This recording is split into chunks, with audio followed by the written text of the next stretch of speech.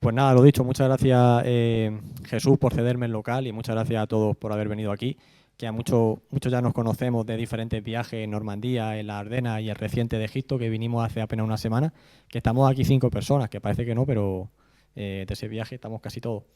Lo dicho, el motivo por el que estamos aquí básicamente es este, ¿vale? Es por este libro, obviamente, Las últimas ofensivas de la Wehrmacht, Frente Oriental, 1945, en el que he querido dar una visión nueva y diferente sobre la última etapa de la Segunda Guerra Mundial en el Frente Oriental. Lo que pasa que antes de empezar a desgranar lo que lleva el libro o deja de llevar, sí que me gustaría hacer una reflexión sobre la Segunda Guerra Mundial que yo creo que tenemos que hacer para ir viendo las diferentes fases y la evolución que tuvo. Yo lo digo ya, o sea, lo que me llevó a escribir este libro fue ver otros libros que iban sobre el final de distintos imperios, como por ejemplo el romano. Pero es que me vale el romano como me vale cualquiera. A mí como historiador, estudiar los procesos finales de los diferentes imperios, reinos, gobiernos, sistemas, llamarlo como queráis, me resulta muy interesante de estudiar esa etapa, vivirla, imagino que no es tan interesante vivirla, pero estudiarla por lo menos sí lo es, porque es una época de muchos cambios y de muchas turbulencias y demás, y yo creo que aporta mucho y se puede aprender mucho de esa etapa. Entonces, uno se da cuenta, ¿no?, cuando estudias pues, el final de cualquier imperio, insisto, desde el imperio romano, el cartaginés, hasta el Alejandro Magno, como en cuanto muere él, todo se va a tomar por saco, ¿no?, con la guerra de sus herederos y demás, pasando por el propio imperio español, los imperios que había también en América antes de la llegada de los españoles, el propio final, ¿no?, del propio Napoleón. E insisto, podríamos nombrar cualquiera, si me viene eso a la cabeza, como pudiera ser cualquier otro. Y realmente hay una cuestión que yo me hago, hay una pregunta que yo me hago, que va en relación también, y de hecho me surgió la idea hace poco, porque ahora sabéis que se ha estrenado Gladiator 2, que no viene a cuento, pero me voy a la 1, ¿vale? A Gladiator 1. Hay una escena en esa película, de hecho en la primera, cuando está el ejército romano frente a una tribu germánica, ¿no?, y están enfrente a ella, o sea, además del ejército, está Máximo, ¿no?, el general, y Quinto. Y Quinto mira hacia el ejército bárbaro y le dice a Máximo, le dice, uno tiene que saber cuándo ha sido derrotado, algo así le dice. Y Máximo le mira y le pregunta, ¿tú lo sabrías? ¿Y yo? ¿Sabríamos nosotros cuándo hemos sido derrotados y cuándo tenemos que rendirnos porque ya no tenemos nada que hacer, ¿no? Entonces, yo creo que esa pregunta es muy interesante porque se puede extrapolar a cualquier imperio, insisto, reino, sistema, como lo queréis llamar, en el sentido de, llegaron a saber los romanos que había llegado su fin, ya sean los romanos del Imperio Occidental o del Imperio Bizantino. Napoleón, que hasta cuando lo deponen, lo retiran a la isla de Elba, el tío vuelve otra vez, intenta liarla de Dios y todavía ofrece la batalla en Waterloo. Pues esta pregunta la quiero trasladar un poco a lo que fue la Segunda Guerra Mundial, porque hoy en día sabéis que es muy fácil hablar, ¿vale? Han pasado 80 años, se sabe todo a pie juntillas, no hay fallo, y entonces, claro, hay muchas opiniones y yo que también tengo un canal de YouTube, ¿no?, como sabéis, que leo cientos de comentarios semanales y ponen de todo, ¿no? Entonces, siempre se habla del punto de inflexión de la Segunda Guerra Mundial. Hay gente que lo sitúa hasta la propia invasión de Polonia, que te dice, no, desde el año 39 Alemania estaba condenada. ¿Por qué? No, porque fíjate, porque luego pasó esto, luego pasó lo otro, luego Moscú, luego Stalingrado, luego Normandía, no tenían nada que hacer, ya se sabía que iban a perder, ¿no? Otros lo sitúan un poco más tarde, ¿no? Se van a la batalla de Inglaterra, otros se van a Moscú, otros se van a Stalingrado, otros se van a Normandía, pero claro, siempre nos vamos a cualquier fecha porque como ya sabemos todo lo que pasó, ya sabemos todos los errores que se produjeron, sabemos todos los aciertos, todos los casos fortuitos, tanto de un bando como de otro, pues claro, todo está claro, pero realmente si eso lo comparamos con lo que está pasando actualmente en la guerra de Ucrania, por ejemplo, con Rusia, que yo no me meto porque, bueno, en parte considero que casi todo lo que se dice es propaganda de guerra, entonces pues ¿para qué me quiero meter? Pero vamos a lo mismo. Antes de que empezase la guerra entre Rusia y Ucrania, vamos a poner así un ejemplo comparándolo con la Segunda Guerra Mundial, ningún experto de los que salía por la tele, ni por YouTube, ni por nadie, fue capaz de preverlo. De hecho, todo el mundo decía lo contrario, que no iba a pasar nada. Una vez que empieza, todo el mundo que dijo, no, esto lo termina Rusia en una semana. Ya vamos camino de 3. de 3 años. Y ahora que nos encontramos con que ha habido un cambio de gobierno en Estados Unidos, tenemos que, por un lado, Trump dice que en cuanto llegue al poder va a terminar la guerra, no se sabe muy bien cómo, pero esa es la consigna que le ha dado. Y por otro lado tenemos a Biden, que le queda nada para irse, que antes de irse quiere que la guerra continúe y mandar más tropas y autorizar más. A lo que voy, nadie puede decir a día de hoy lo que va a pasar en Ucrania dentro de 3 semanas o de un mes o de medio año. Es completamente incierto, hay una niebla de guerra que yo entiendo que eso siempre ha pasado en cualquier tipo de conflicto. Lo que pasa que, insisto, o sea, como hoy se ve a años vista, cuando termine la guerra de Ucrania igual. Surgirán cientos de libros de gente diciendo, no, si es que esto estaba claro que iba a pasar esto, esto y esto, y así, y así, y así, y Ucrania estaba condenada desde el minuto 1 o Rusia estaba condenada desde el minuto 1. Eso es así, ya lo veréis, porque es siempre lo mismo. Entonces, con eso en mente, ¿no? Uno se pregunta cuándo los alemanes fueron conscientes de que habían sido derrotados, pero poniéndonos en su pellejo desde su punto de vista y con la información que ellos manejaban en ese momento y también con la esperanza, ¿no? Porque al final uno siempre tiene esperanza de que la cosa vaya mejor, ¿no? Por muy mal que esté en todos los ámbitos de la vida. Entonces, nos vamos al año 39, ¿vale? Vamos a empezar por el principio. En el año 39 el objetivo estaba claro, el objetivo era Polonia. Polonia, que tenía mejor ejército del que generalmente se hace creer, pero bueno, estaba claro que Alemania iba a pasar por encima de Polonia y más aún teniendo como aliado a la Unión Soviética, que también hizo su parte, y entre los dos van a desmembrar a Polonia. Después de Polonia, que eso lo dejamos en el 39, que todo estaba claro de que efectivamente iba a ser un triunfo alemán, nos vamos al año 40, en el que Alemania pasa por delante de Holanda, Bélgica, Dinamarca, Noruega y finalmente Francia. En Francia tenemos un caso bastante peculiar, y es que lo que fue la ofensiva alemana sobre Francia del 40 podía haber fracasado tranquilamente. De hecho, Manstein se la juega cuando diseña el plan en un movimiento muy típico alemán, ¿no? De jugárselo todo a cara o cruz. Si sale bien, y si sale mal ya veremos lo que pasa. Pero si la operación que hacen los alemanes en Francia sale mal, que básicamente es que toda la vanguardia de las unidades blindadas de las divisiones Panzer quedan cercadas, porque se tiran todas en tromba por las Ardenas, pero hay riesgo real. De hecho, muchos generales alemanes lo advirtieron. Dijeron, este plan es una locura, porque en cuanto metamos a todas las unidades blindadas por el mismo camino, las van a acercar y las van a aislar y se acaba la guerra. No se hubiera acabado la guerra, se hubiera seguramente derivado en una guerra parecida a la Primera Guerra Mundial, un poco más a lo bestia, pero en una guerra más posicional, si toda la vanguardia panzer alemana queda cercada, ¿no? Se puede especular, pero yo creo que hubiera pasado eso. Y a partir de ahí, pues nada, hubieran surgido otra vez otro montón de libros diciendo, no, si es que el ejército alemán no era tan bueno como realmente se creía, no estaban preparados, menudo fracaso en Francia, este se equivocó, el otro se equivocó, pero eso es la historia, y yo creo que es una cosa que todos tenemos que asumir, y a mí siempre me gusta ver la historia así, no me gusta verla con los ojos actuales, porque sabiendo ya todo lo que ha pasado, pues como que tiene menos sentido. Bueno, el caso es que a Alemania todo le sale bien, a Francia todo le sale mal, y finalmente los alemanes fulminan a Francia. Una vez que los alemanes fulminan a Francia, en el verano del 40, los alemanes realmente se creen invencibles, y no solo los alemanes se creen invencibles, sino que yo creo que también que parte del mundo, es decir, los otros países, creen también que los alemanes son invencibles y que son imparables. Entonces, a pesar de su fracaso, ¿vale?, en esta batalla de Inglaterra, una vez que los alemanes se vuelcan, ¿no?, después de haber controlado todos los Balcanes en la primavera del 41, una vez que se centran en la Unión Soviética, todo el mundo pensaba, tanto los alemanes como los estadounidenses, como los propios ingleses, ¿no?, Churchill a la cabeza, que los alemanes iban a derrotar a los soviéticos en unas pocas semanas. Eso es lo que todo el mundo pensaba, me refiero en la época.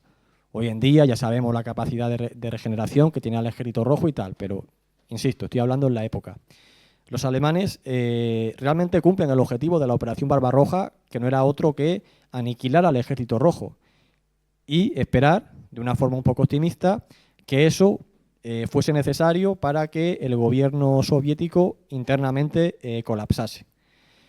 ¿Qué va a pasar? Efectivamente, los alemanes derrotan ampliamente todas las previsiones que ellos habían hecho del tamaño que tenía el Ejército Rojo, pero no han contado con su capacidad de regeneración y no han contado con que el gobierno soviético políticamente está mucho más asentado de lo que ellos pensaban, cuenta o no con el respaldo de la población de forma forzada o de forma intencionada, pero el caso es que ni el Ejército Rojo puede ser derrotado en su totalidad porque se va recuperando muy rápidamente, y el gobierno soviético mucho más fuerte de lo que se piensa.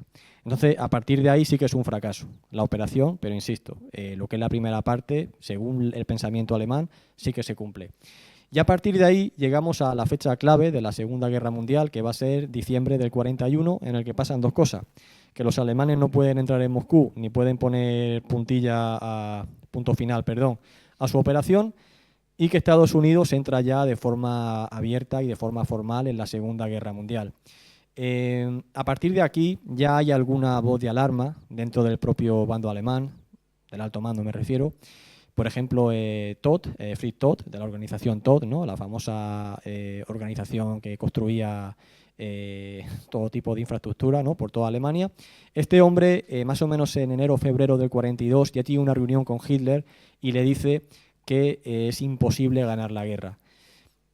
¿Por qué dicen que es imposible ganar la guerra? Porque la Segunda Guerra Mundial ya pasa a convertirse en una guerra de desgaste. Y en una guerra de desgaste, ¿quién gana?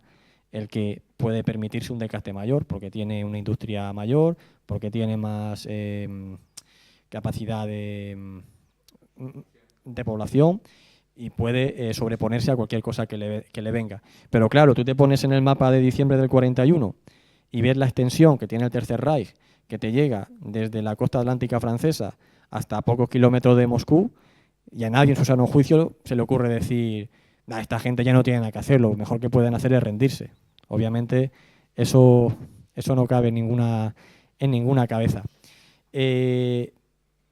Todt, hay que decir que muere, ¿vale? En febrero creo que es el 8 de febrero o el 9 de febrero del 42, muere en una situación extraña. Básicamente su avión se estrella y mientras se va a iniciar una investigación, se paraliza, ¿vale? Esa investigación, y finalmente no se supo lo que pasó, pero se especula que al hombre lo mataron por su derrotismo y demás. Pero bueno, independientemente de eso, ahí ya surge una primera alarma que nadie toma en serio, y esto se ve claramente en que los alemanes realmente no entran en un pánico, ya que no adoptan prácticamente cambio alguno, ¿vale? Su industria sí sube un pelín más, pero ellos confían en que todavía son capaces. ¿Cuál es el problema de cara a 1942? Los alemanes se consideran invencibles también, ¿vale? En esta etapa de verano del 42. El problema es que aunque se consideren invencibles, ya no tienen la capacidad de concentrar todos sus recursos en un punto como han hecho de aquí para atrás. ¿Por qué? Porque en el 42, ¿vale? Mediados del 42, tienen aproximadamente unas 50 divisiones en el frente occidental, cubriendo toda la costa francesa y el interior de Francia, junto con Noruega, Dinamarca, ¿no? Y todos los países que ha ocupado. Luego también tiene que proteger toda la parte del frente oriental, desde Leningrado hacia Voronezh, ¿vale? Más o menos. Y luego también también está lo de África, aunque en menor número. Y luego también tiene que concentrar una fuerza de ataque, ¿vale? Para la nueva campaña. Es decir, que ya ataca con una tercera o una cuarta parte de su capacidad, restándole también todas las bajas, ¿no? y todo el desgaste que ya ha sufrido en las campañas previas. Pero aún así, cuando se lanzan al ataque en el 42, todavía se muestran muy eficaces y prácticamente vuelven a conseguir un avance espectacular que finalmente pues, se va a ver malogrado por diferentes discusiones internas, que Hitler se empeña en dividir al grupo de ejércitos y ir a por dos objetivos al mismo tiempo y demás, pero se muestran que todavía tienen una capacidad enorme para hacer frente al Ejército Rojo. Y con esto llegamos a Stalingrado, noviembre, diciembre de 1942, en el que los alemanes, digamos, tienen su mes más negro, y es que todo se le vuelve en contra. Rommel es finalmente derrotado en el Alamein, los estadounidenses desembarcan en el norte de África, por supuesto en Stalingrado lo cercan, en el grupo de ejército centro tienen muchos problemas también para poder mantenerse en Razef. Y todo esto, digamos, que se junta y por primera vez los alemanes entran en un pánico total, mucho más allá de lo que les había pasado en Moscú, ¿no? En diciembre del 41. A partir de aquí, la mayoría de analistas dicen que Alemania ya está tocada de muerte, pero nuevamente vamos a especular qué hubiera pasado o qué hubiera no pasado. Stalingrado se podía haber evitado, entre comillas, si por ejemplo el segundo cuerpo Panzer SS, en vez de estar en Francia, que estaba entre comillas recuperándose, pero que ya estaba recuperado, hubiera estado cubriendo la retaguardia del sexto ejército, y no me cabe duda de que hubieran parado en seco la operación Urano, como luego de hecho consiguieron parar a los soviéticos en Kharkov. Pero el caso es que, lo que he comentado al principio, cuando uno dice que ya no hay nada que hacer es porque sabe toda la secuencia de lo que va a pasar después. Pero es que todo lo que va a pasar después, en cuanto te cambie lo más mínimo, ya cambia todo. Por eso a mí ese tipo de debates o de, no debates, sino de afirmaciones, ¿no?, que además se dicen con tanta rotundidad, y más en las redes sociales, donde todo es anónimo y tal, me choca mucho por eso, porque es que no se tiene nada en cuenta, ¿vale? Lo que está claro que a partir de Stalingrado los alemanes ya se ponen las pilas, ya se quitan de tonterías, ya comienzan a unificar toda su industria para intentar poner recursos en el campo de batalla que les hacen falta y no estar haciendo un poco el tonto, ¿no?, que es lo que han estado haciendo hasta esta fecha de finales del 42. Pero los alemanes, está claro, tanto para ellos como para sus aliados, principalmente para los italianos y para los rumanos, ¿vale?, que han sido diezmados en Stalingrado, está claro que Alemania ya no era la que era, pero ya no era la que era de lejos. Aún así, se puede decir que los alemanes estuviesen derrotados, me refiero, con el pensamiento de la época, en la primavera-verano de 1943. Sabéis que van a intentar una última gran ofensiva, que va a ser la Operación Ciudadela, en la que el propio Hitler, en reuniones internas, reconoce que no pueden competir con la capacidad industrial de sus enemigos. Y como no pueden competir con la cantidad, van a intentar apostar más que nunca por la calidad. Y se hacen ahí unos cálculos en los que dicen, vale, nuestros enemigos son superiores, pero si cada carro de combate alemán es capaz de llevarse por delante a 5, 6, 7, 8 o 10 carros de combate enemigo, todavía nos podemos poner en una situación más o menos de tabla. Y con todo ello llega la Operación Ciudadela, en la que los alemanes ya por primera vez en esta operación ya no contemplan una operación para ganar nada. No es como la del 41, que pretendían una victoria absoluta, en la del 42 con Stalingrado, que pretendían adueñarse de recursos que permitiesen que la guerra continuase, pero aquí en el 43 ya es que ya ni eso, ya ni recursos, ni victoria, ni nada. Lo único que se pretende dar es un mensaje al mundo, de decir, llevar cuidado con nosotros que todavía tenemos mucha guerra que dar y no estamos derrotados, básicamente. Quieren dar un puñetazo en la mesa, tanto para su población interna, como para sus aliados, como para sus enemigos también.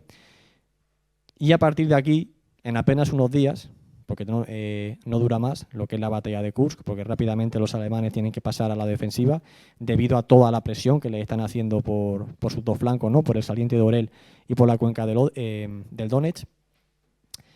Ya se ve que los alemanes ya no pueden, ¿vale? No pueden y es evidente y está claro que el Ejército Rojo ya les está jugando de tú a tú en todo y les pasa por encima, ¿vale? Tanto a la hora de atacar como a la hora de tener que aguantarles una nueva ofensiva a los alemanes. Y es aquí cuando Hitler emite una nueva directiva, que es la Directiva 51, en noviembre del 43, en la que por primera vez se le va a dar prioridad total y absoluta al frente occidental, ¿vale? Ya se prevé que la ofensiva aliada sobre la costa atlántica es inminente, ¿vale? Los alemanes, esto es así, o sea, está comprobado que se sabía perfectamente que ese era el año que habían elegido. Lo único que no sabían era la fecha exacta del día exacto y el lugar también, ¿vale? Pero que iban a venir se sabía. Y a partir de aquí, toda la propaganda alemana, a partir de finales del 43, pero ya principalmente durante principios del 44, se centra en venderle a su población que la guerra todavía se puede ganar, ¿vale? O por lo menos no perder. Llega a una especie de tablas en la que sus enemigos discutan y ellos quedarse con prácticamente todo el territorio que hasta la fecha tenían conquistado, que estamos hablando de principios del 44, todavía era una locura.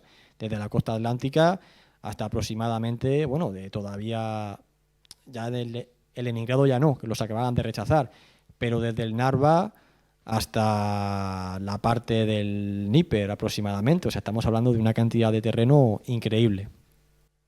Pero los alemanes lo invierten todo en vender a su población que van a contener el asalto que les van a hacer en Normandía, en la costa atlántica, y que con eso van a marcar un punto de inflexión que va a ser determinante en el devenir de la guerra.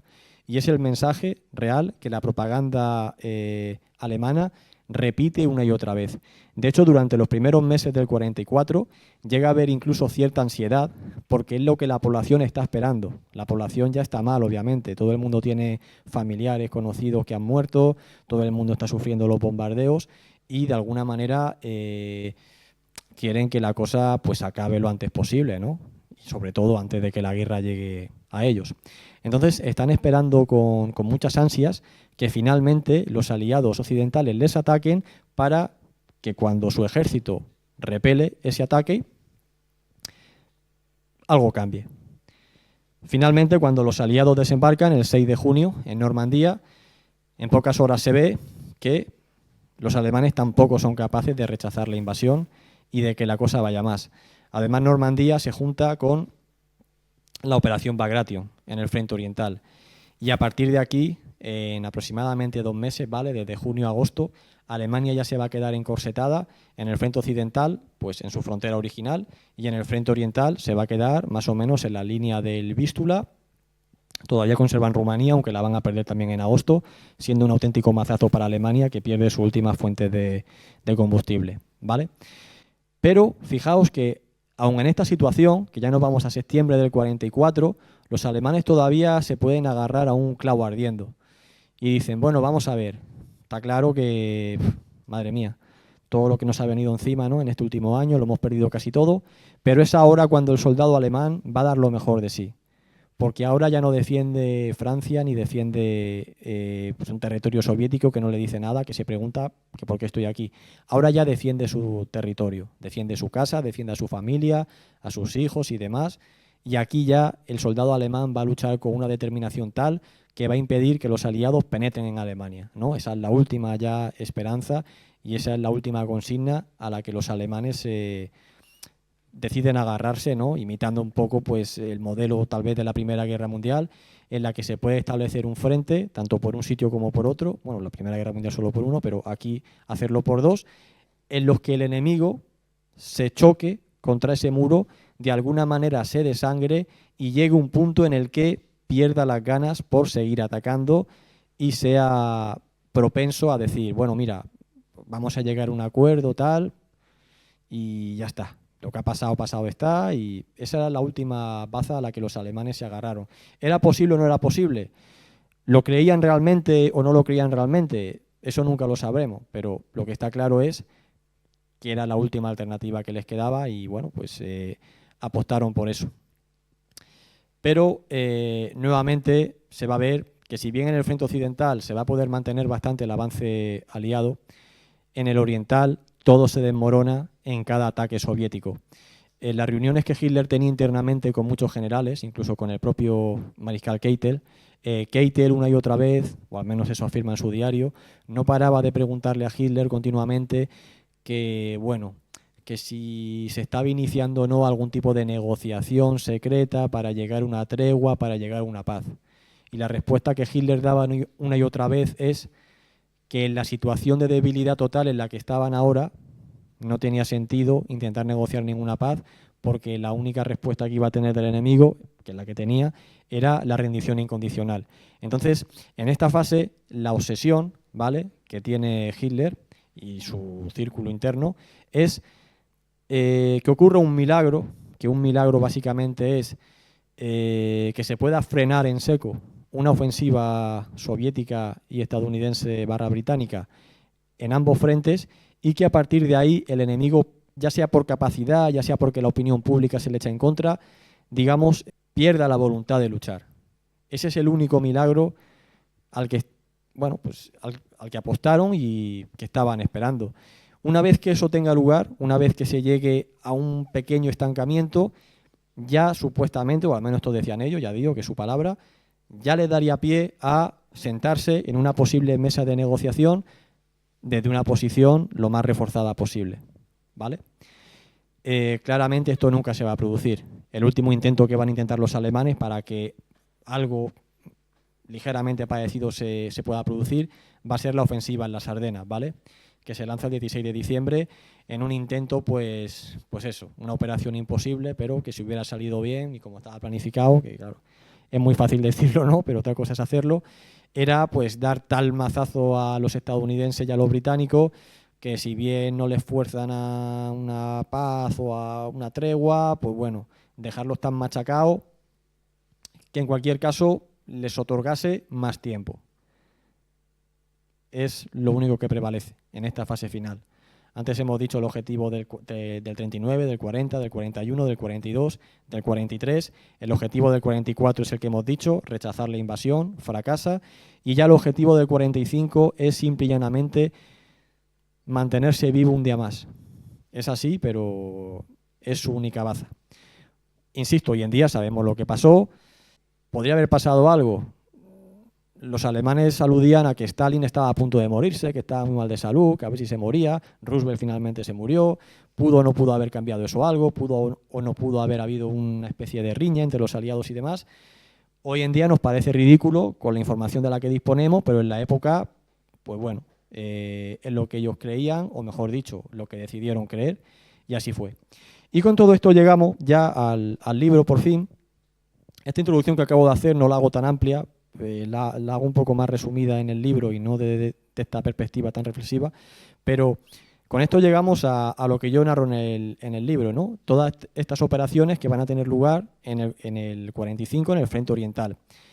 Insisto, lo he dicho en algún programa, si leéis cualquier libro, sobre todo libros para todos los públicos, de Anthony Beevor, de Max Hastings, de Citino, de Cornelius Ryan, todos tienen libros muy buenos de la etapa final de la Segunda Guerra Mundial, pero obviamente se centran en los protagonistas. Los protagonistas en este año ya no es Alemania. Los protagonistas son los que ganan la guerra, ¿no? Los soviéticos por un lado, los británicos y los estadounidenses por otro. Y siempre se da una visión de Alemania como como un país ya completamente derrotado, sin ningún tipo de capacidad, que lo único que hacen es pues esperar a verlas venir y demás. Esa es la visión que se da en todos estos libros. Y simplemente pues cuando se produce alguna operación alemana se pasa rápido y se dice, bueno, no, y los alemanes contraatacaron y tal, pero fracasó. Entonces yo dije, bueno, ya, pero fracasó, pero no sé, algo me resultaría interesante, ¿no? Saber por qué fracasó, cómo fue, qué objetivos tenía, con qué fuerzas seguían contando y demás.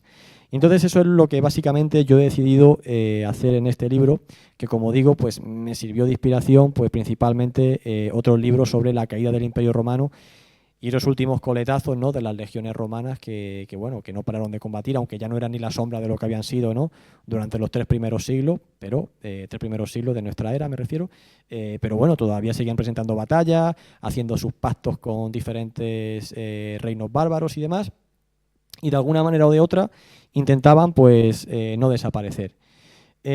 Las ofensivas que el ejército alemán lanza en el 45 se centran en 2 teatros. El primero es el húngaro, ¿vale? Aunque parezca mentira, porque visto desde una posición más lógica, tal vez hubiera tenido más sentido defender su capital y luego su capital. Pero si comparamos las ofensivas que se lanzan en las inmediaciones de su capital con las del frente húngaro, lo que los alemanes usan para defender su capital es anecdótico, ¿vale? En relación a lo que utilizan pues en este teatro húngaro, como digo. Y aquí estamos hablando ya de una época de devastación total, ¿vale? A los alemanes a principios del 45 todavía le quedan 2 regiones industriales muy potentes, que una es la del Ruhr y la otra es la de Silesia. A principios de año, antes de perderla, hay una reunión entre Goebbels y Speer, y Speer le viene a decir a Goebbels que si la cosa sigue más o menos así, le da hasta casi un año a la continuidad de la guerra, ¿vale? Porque los alemanes todavía pues tienen cierta producción. Lo que sí que estaba muy mal era de petróleo, que una vez que pierden el petróleo de Rumanía, a partir de ahí ya todo cae en picado y cualquier ofensiva alemana, cualquier acción alemana, ya sea en tierra o en el aire, se va a ver totalmente condicionada por la falta de combustible y siempre se va a operar a medio gas, sin poder aprovechar ningún tipo de oportunidad que el terreno les da, porque no tienen combustible. Bueno, el caso es que la primera operación que los alemanes van a lanzar en el 45 es un intento de rescate completamente desesperado a Budapest. Budapest, que había quedado cercada a finales de diciembre del 44, en una situación muy parecida, como ya he comentado muchas veces, a la de Stalingrado, ¿vale? Prácticamente lo mismo que ocurre en Stalingrado 2 años antes, va a ocurrir en las inmediaciones de Budapest 2 años después. Y aquí los alemanes, para poder continuar combatiendo, ya han recurrido a absolutamente todo. Y todo es todo, ¿vale? Ya han raspado el barril, como se dice, han tenido que readaptar sus divisiones, tanto de las Waffen-SS como las Panzer, como las de infantería, todo está readaptado y todo está pues modificado para que se pueda seguir combatiendo con los recursos que se dispone. Toda la producción de material sigue alta, pero sí que se ha reducido también muchísimo su calidad y básicamente para estas últimas ofensivas, como es obvio, los alemanes van a utilizar a lo mejor que le queda. ¿Y qué es lo mejor que le queda a Alemania en esta época? Pues una serie de divisiones Waffen-SS, que obviamente han sido, no sé cómo decirlo, han sido más dopadas que las demás, han recibido prioridad a la hora de recibir nuevos reemplazos, han recibido prioridad a la hora de recibir mejor armamento y obviamente si son las mejor equipadas, si son las mejor preparadas, pues son las que primero van al combate, o sea, no tiene más lógica. Y además Hitler también confiaba en que estos soldados de las Waffen-SS estuvieran más comprometidos que los del ejército regular, que bueno, pues al fin y al cabo digamos que tenían un componente menor ideológico del que se esperaba de las Waffen-SS, aunque luego, como sabéis, Hitler en el búnker hace alusión a que tanto el ejército como las Waffen-SS le han traicionado, porque todo el mundo le traiciona en el sentido de que ya sus órdenes caen en saco roto, pero luego, ya iremos luego a esa parte. Pero no se puede negar que estas divisiones, ojo, junto con las del ejército regular, porque no solo atacan las Waffen-SS, lo que pasa es que las Waffen-SS es la vanguardia, pero junto a ellas hay un montón de divisiones del ejército regular, tanto de infantería como divisiones Panzer, que cumplen igual o más que las Waffen-SS, ¿vale? Lo que pasa es que obviamente pues el protagonismo se lo llevan ellos. O sea que no es tanto porque quiero decir que dicho así parece que la otra parte del ejército no estuviese comprometido y para nada es así. Lo que pasa que bueno, es lo que él consideraba, ¿vale? De sus propias unidades. Como digo, la primera parte del libro, quitando la introducción que acabo de hacer, me refiero a la primera parte de los combates, va precisamente sobre estas operaciones que los alemanes van a lanzar en el frente húngaro. Tenemos un total de 3 operaciones, que es Conrad 1, Conrad 2, Conrad 3. Luego vamos a tener Viento del Sur, que aunque no tenga como objetivo liberar Budapest, se va a lanzar muy cerca de la zona. Y luego ya vamos a tener la superofensiva final, que va a ser la operación Despertar de Primavera, que fue tan descomunal que incluso la han llegado a llamar la segunda Kursk, porque cuando tú ves el volumen de tropas que participan en esa operación, es que, a ver, no se puede comparar con Kursk, pero no se queda tampoco muy allá. Y además ocurre exactamente lo mismo, que los alemanes atacan sobre una zona que los soviéticos ya habían fortificado previamente, luego les atacan por la espalda, bueno, luego lo comentaré, pero es que son operaciones que ya digo, es que se pueden calcar, ¿vale? La una a la otra. Los alemanes, a finales del 44, como sabéis, realmente su atención no estaba en el frente oriental, su atención ¿dónde estaba? En las Ardenas.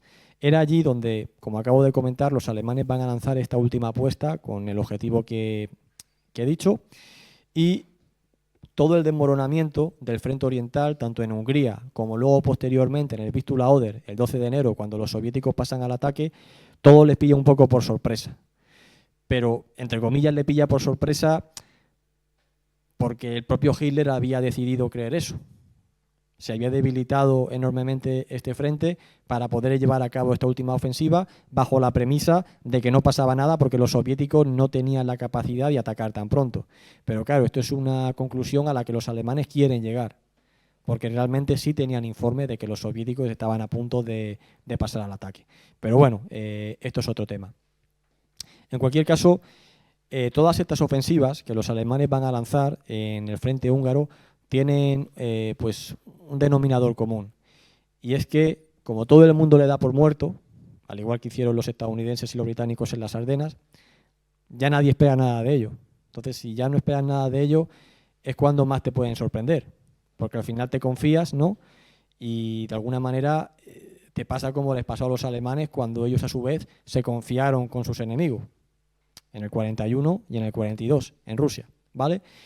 Entonces todas estas ofensivas, Conrad, sobre todo Conrad I, que obviamente es la primera que se lanza, toma por sorpresa a los soviéticos que no esperan que los alemanes movilicen a un cuerpo Panzer SS, uno de los mejores que tenían, el cuarto, con la Totenkopf y con la Viking, para enviarlo ahí a una misión prácticamente suicida. Además, los alemanes están atacando, como digo, en total inferioridad de recursos, pero es que encima se lanzan al ataque sin que todo el grueso de la unidad llegue a la posición de salida. Hasta tal punto llega esta desesperación y este sinsentido de atacar continuamente. Porque si tú lo analizas desde un punto de vista estratégico militar, dice, bueno, yo creo que lo más sensato en esta época, que estás tan débil, es mantenerte a la defensiva y esperar a que el enemigo cometa algún error, ¿vale? Que eso tal vez es lo más sensato y es, por ejemplo, lo que los soviéticos hicieron en Kursk. Esperar a la defensiva, esperar a que los alemanes cometan un error, esperar a que se metan en su trampa y luego golpearles por la espalda, ¿vale? Pero los alemanes no. Los alemanes, su doctrina era la del ataque y tenían que atacar hasta el final. También Hitler comentó muchas frases del tipo de, pues eso, al final el combate entre dos guerreros lo gana el guerrero que está dispuesto a no caer, ¿no? Algo así. No lo dijo así exactamente, pero quiere decir eso. Que al final el que está dispuesto a presentar batalla, a no rendirse y a no caer y atacar y tal, al final es el que se impone. Pero claro, eso visto desde un punto de vista filosófico / motivacional, hoy en día no puede tener sentido. Pero en una guerra ya de desgaste industrial, donde tu enemigo es muy superior a ti, pues tú ya puedes hacer lo que quieras, que al final vas a ir a parar al mismo sitio, ¿vale? Esa es al menos mi opinión. El caso es que, como comento, esta primera operación Conrad, que se lanza precisamente el 1 de enero y que ahora van a venir todos los aniversarios de las operaciones que se tratan en el libro, sorprende a los soviéticos y en todas pasa algo muy parecido. Y es que los alemanes pueden tener un relativo buen inicio, un buen comienzo. No llega a ser arrollador del todo, porque tampoco es arrollador, más que nada porque la fuerza con la que están atacando los alemanes es relativamente débil, como acabo de decir, que incluso atacan antes de que llegue todo el grueso de la unidad. De hecho, cuando se lanza esta operación, solo estaba el 60% de la Totenkopf, me parece, y el 32% de la Viking. Y es en plan, joder, y no te puedes esperar un día o dos más a que estemos al 100% y entonces atacamos. Pues no, había que atacar ya. La excusa oficial, que había que llegar a Budapest lo antes posible. Budapest había quedado cercada con aproximadamente 100.000 civiles, ¿vale? Mitad húngaros y mitad alemanes, con aproximadamente, perdón, lo he dicho mal, quiero decir 100.000 soldados y unos 400.000 civiles, ¿vale? O sea, en total, 500.000 de personas. Y sí que es verdad que había cierta prisa por llegar lo antes posible para que la guarnición pues estuviese fuerte, ¿no? Ojo, en Stalingrado pasó lo mismo. Una vez que a Manstein se le da el mando del grupo de ejércitos del Don, la misión es llegar a Stalingrado lo antes posible para que cuando lleguen pues todavía quede gente allí combatiendo, ¿no? Y finalmente la operación de rescate de Manstein me parece que no se lanza hasta el 12 de diciembre, o sea que tarda casi 20 días en poder iniciarse. Obviamente había que traer muchas tropas y tal.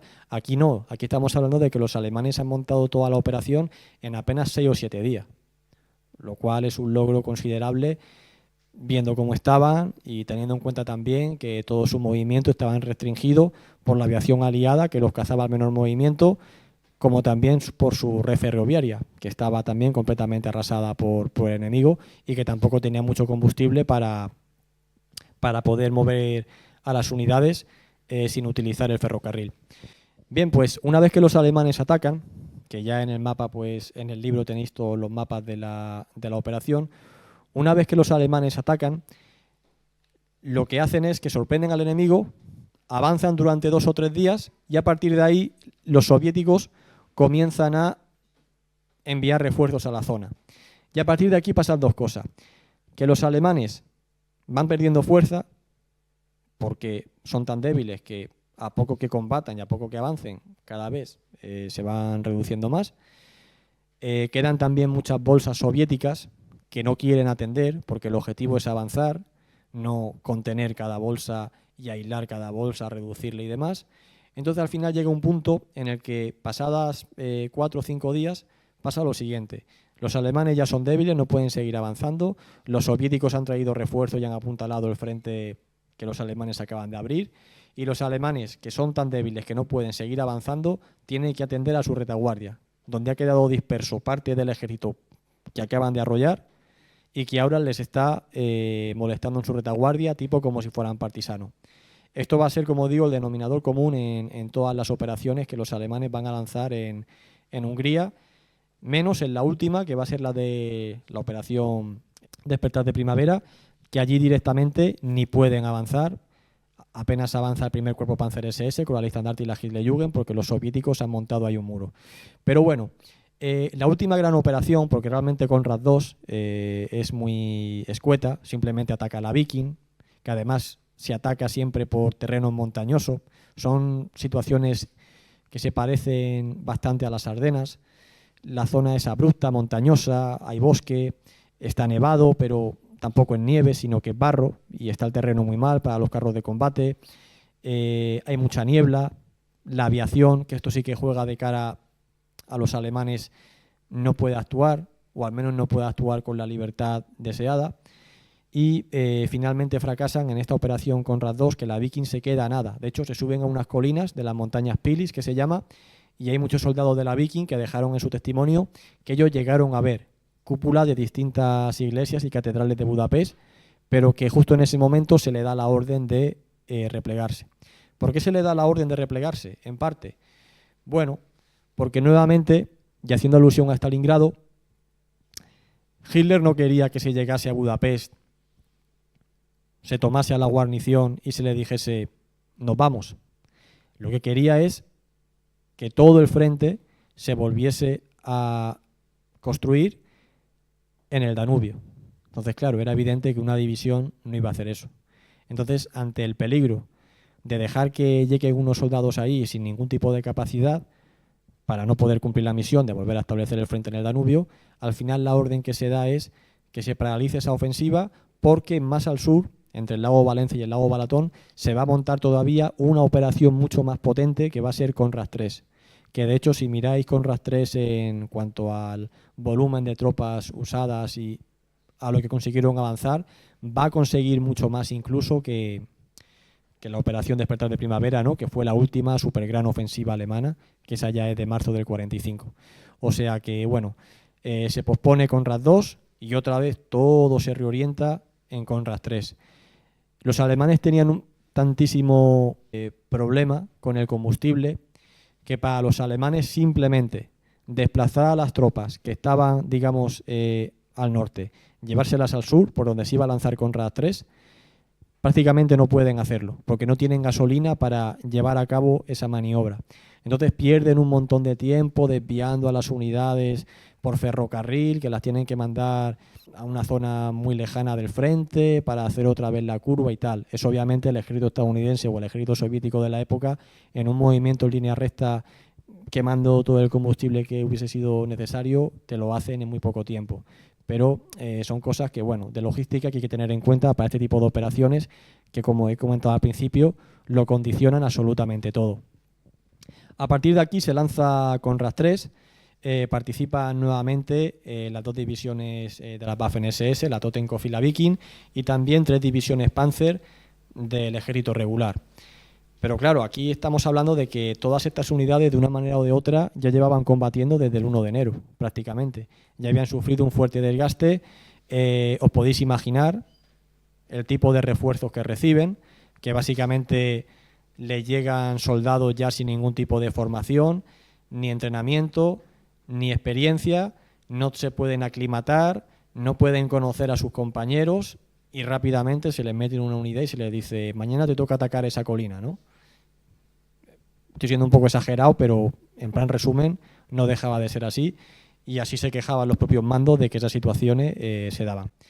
Bien, pues una vez que se lanza Conrad III, a partir de aquí ya los soviéticos no eran tontos, y los soviéticos ya habían destinado muchas fuerzas, ¿no?, a proteger el frente húngaro, pero pese a ello la capacidad alemana es tan grande, estamos hablando de 5 divisiones Panzer, que consigue arrollar a los soviéticos y consigue dar toda la vuelta al lago Valence y quedarse a muy pocos kilómetros de Budapest, aproximadamente 35-40 kilómetros de Budapest. Pero nuevamente tenemos lo mismo. Los alemanes han necesitado un esfuerzo tan grande para avanzar aproximadamente unos 70 kilómetros, que son los que se avanzan en Conrad 3, que ya no pueden más. Esto en el año 41 o en el 42, que de hecho esto también, ahora se me viene a la cabeza, también lo registra Guderian, creo, en sus memorias. Guderian hace una anotación que dice, no dice más o menos esto, ¿vale? Pero sí lo que quiere decir. ¿Cómo se nota que no estamos atacando con las mismas unidades que teníamos en el 41? ¿Vale? Algo así llega a reflejar en su memoria, precisamente por esto que estoy diciendo yo, porque es que los resultados que sostienen en el campo de batalla son tan limitados que ellos mismos, ¿no?, se lamentan diciendo, joder, esto hace un par de años no nos pasaba, esto hace un par de años hubiéramos llegado a Budapest en menos días, nos hubiera sobrado tiempo y vamos, pero en este momento pues es lo que había. También tenéis que tener en cuenta que se ataca sin apoyo de la Luftwaffe, que había sido clave durante los primeros años. Aquí, como digo, prácticamente no interviene ninguna aviación, porque hace muy mal tiempo y al final la aviación, su papel estrella, más que dar apoyo a las unidades que no puede, es estar patrullando toda la periferia, pues intentando hacer misiones de reconocimiento para intentar detectar llegada de refuerzo y que los generales puedan hacer sus conjeturas y demás. Y este tipo de conjeturas y de la llegada de refuerzo nos lleva a que finalmente Conrad 3 se vea malgastada, se vea pues desperdiciada, debido a que los generales alemanes, que apenas tienen capacidad para llegar a Budapest, de repente quieren hacer muchas cosas. Porque como les está llegando noticias de que le están llegando al enemigo refuerzos por todas partes, no saben si continuar a Budapest, si desviarse para un lado, si desviarse a por otro para atender a estas nuevas amenazas que no paran de surgirle.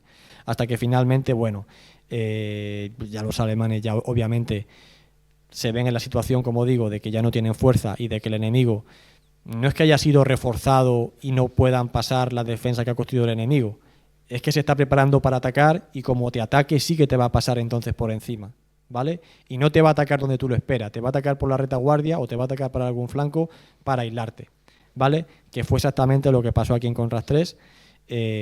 Insisto, o sea, en el mapa, en el libro tenéis mapas donde se ve todo el desarrollo con flechas, el peligro de cerco que tenían los alemanes en Conrad 3, que fue exactamente lo mismo que les pasó durante la posterior ofensiva de Despertar de Primavera, ¿vale?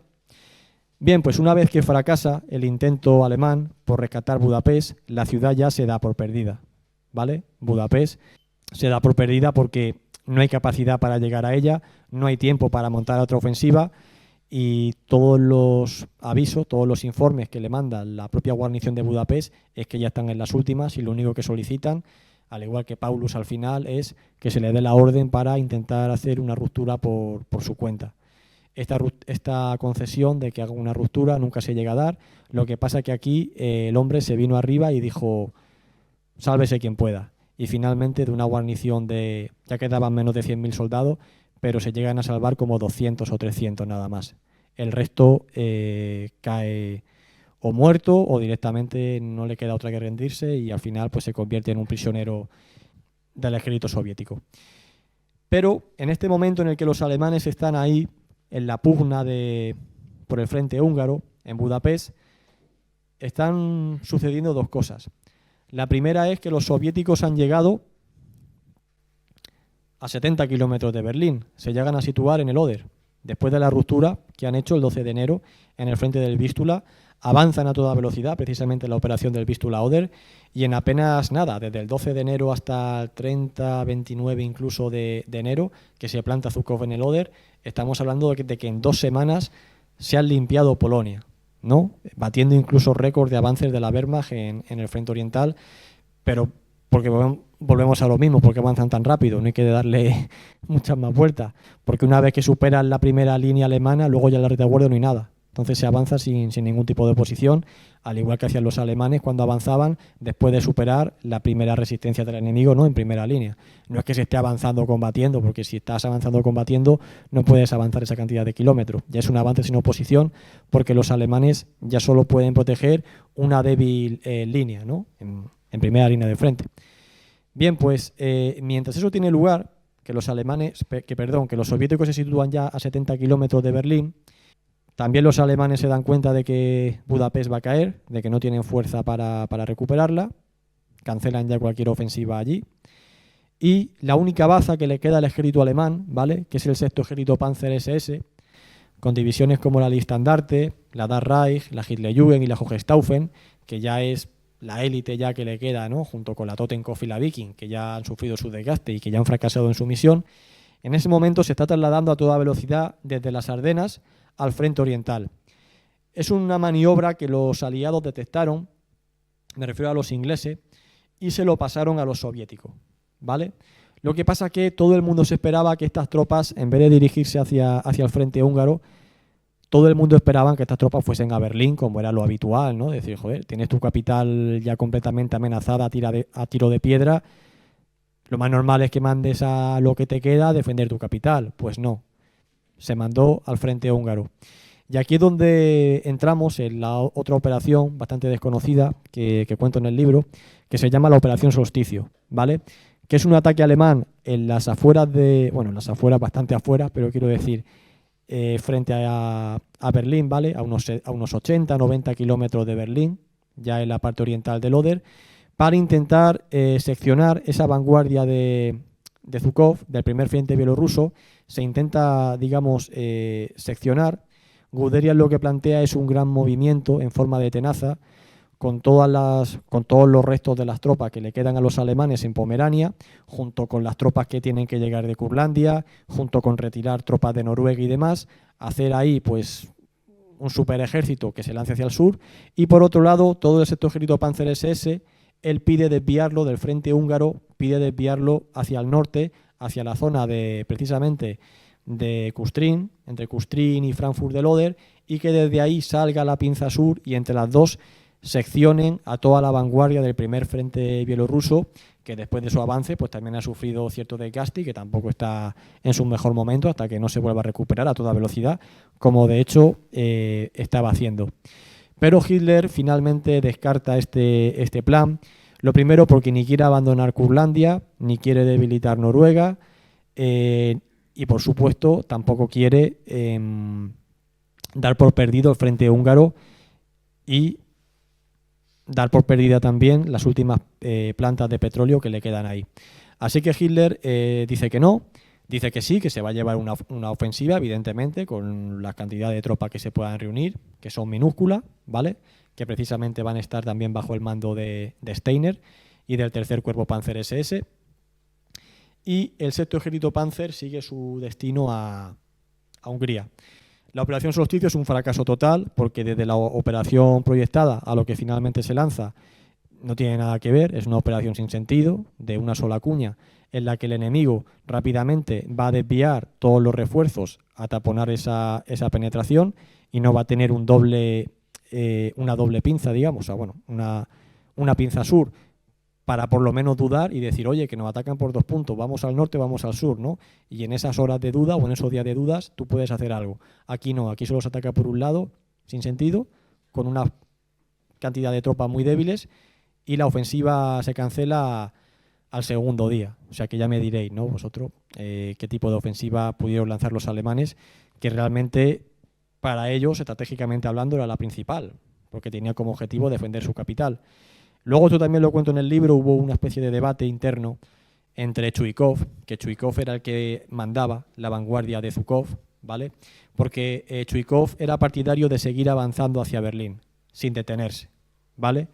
Y fue Zhukov el que dijo, no, vamos a esperarnos un poco, vamos a ver cómo reaccionan los alemanes, vamos a tomar aliento y cuidado con nuestro flanco derecho, que está desprotegido, ya que Rokossovski no ha podido igualarnos no ha podido avanzar a nuestro mismo ritmo, quiero decir, vamos a tener cuidado.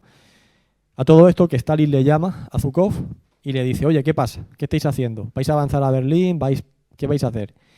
Y Zhukov le dice pues que tienen duda, que no se sabe si continuar hacia Berlín, que estaba completamente desprotegida y seguramente se hubiera podido tomar a mediados de febrero del 45, o si terminar de limpiar el flanco derecho en Pomerania.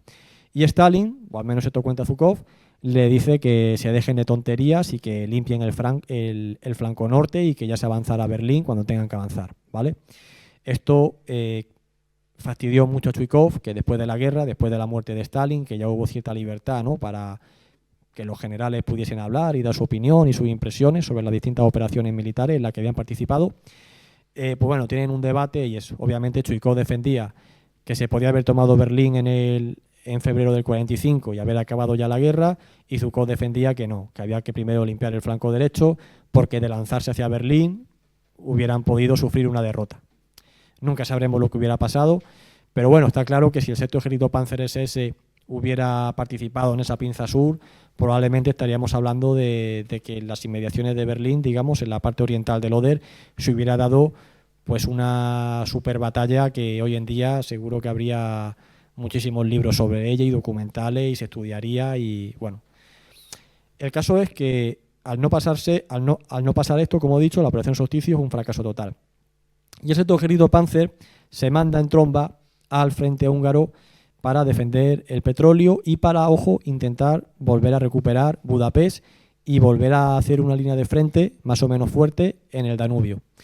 Una vez que llega el primer cuerpo Panzer SS del sexto ejército, que son los primeros en llegar, la Leibstandarte y la Hitlerjugend, porque también habían sido las primeras de retirarse de las Ardenas, estas dos divisiones en las Ardenas, la Leibstandarte y la Hitlerjugend, sabéis que se lanzan por la parte norte. La Leibstandarte se estanca el primer día, la Leibstandarte dura un poco más hasta el 19, finalmente se queda ahí en Staumont-la-Glaise, completamente estancada, y luego, a finales de mes, estas dos divisiones se desvían a la zona de Bastoña para intentar pues librar ahí una última batalla final por Bastoña, donde únicamente se pretende pues conseguir algún tipo de objetivo moral para por lo menos poder vender, de decir, mira, hemos tomado Bastoña. ¿Para qué sirve? Para nada, pero bueno, ya es un objetivo moral. Entonces, como son las primeras en irse, también son las primeras en llegar, y una vez que llegan, claro, como tienen que esperar a que lleguen las demás para lanzar esa superofensiva entre el lago Valencia y el lago Balatón, la que se llamó Despertar de Primavera, dicen, oye, mira, pues ya que estamos aquí vamos a hacer algo, no vamos a estar aquí parados. ¿Qué podemos hacer? Pues mira, pues allí en el norte hay una cabeza de puente, la cabeza de puente del río Ron. ¿Crees que podemos limpiarla tal y podemos terminar con ella? Sí, podemos. Y en eso que se emplean, ¿vale? Una maniobra que a mi modo de ver tampoco tiene mucho sentido, porque los soviéticos ahí, hombre, es una cabeza de puente, todas las cabezas de puente molesta, porque siempre es el trampolín del cual poder lanzar una ofensiva y demás, pero la cuestión es, ¿merecía la pena lanzar un ataque en la cabeza de puente del río Ron utilizando dos divisiones que has podido traer al frente en secreto para que te las descubran y ya los soviéticos se pongan en alerta y tengan más probabilidades de rechazarte la gran operación que estás a punto de lanzar entre el lago Valencia y el Balatón? Es una pregunta que te puedes hacer. Que iba a decir que yo me hago como si fuese una cosa que está presente en mi vida, ¿no? Hacerme esa pregunta, pero no, o sea, tocando el tema es una pregunta que te hace, oye, ¿esto merece la pena? A mi modo de ver, no, pero bueno, es lo que los alemanes hicieron.